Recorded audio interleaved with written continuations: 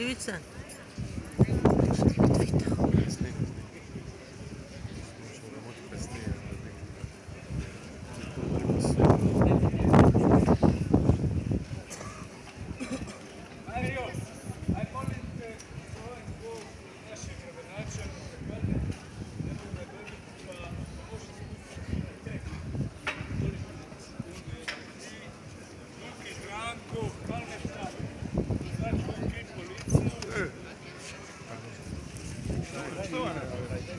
Blagdani su Božiće, ja sam kršćan katolik, ne bih želio uznemiravati svoje sugrađane. Kužiš, problem je veliki, radi se o sudbini većeg broja ljudi.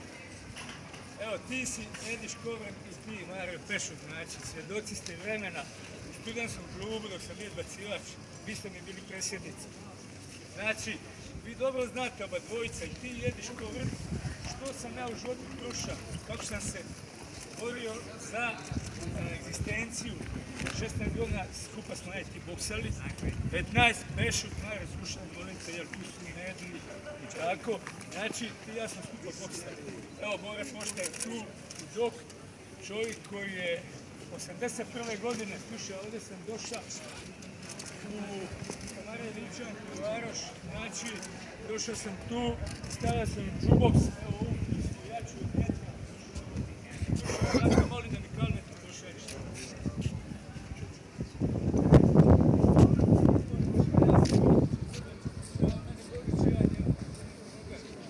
Koji ste nedostupni kad nešto čuvate.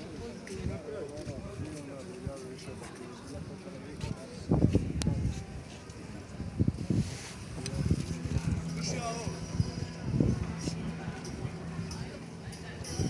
Budijac. Maže ko? Znaš ovo pismo? Sjećaš se 71. Došao sam u Varoš, pucao se na džuboks od ovoga nezahvalnog čovjeka, nema veze, legende, Miši Kovača.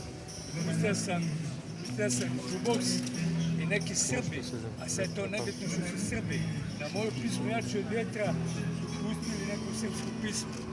I to je počeo moj sukob s policijom, milicijom, koju ću sad zvati isto. Uglavnom, da ti kažem, došao sam upozoriti vas, gradske vlasti,